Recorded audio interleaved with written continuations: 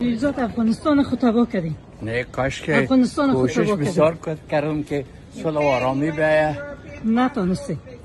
نشد که همکاری نکردن. از آمد ما خودم هم راضی نیستم که به قسمی که اوضاع آمدم و بسیار زحمت کشیدم. من حیث یک زن چقدر رنج میکشم از اوضاعی که پیش آمده. ما هم رنج میکشم که به میلیون ها دختر و زن افغان امروز به دست طالبان هستم. بسیار متاثر هستم. ما خودم از تعلیم بسیار استفاده کردیم. یک قمر افغان است.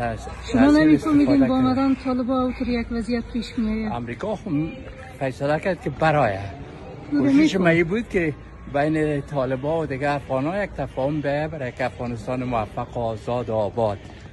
بدبختانه که اشتباهات از طرف اطراف مختلف شد او نشد، اما مسئله حل نیست تا که هم افغان‌ها به یک موافقه کلی برای که افغانستان آزاد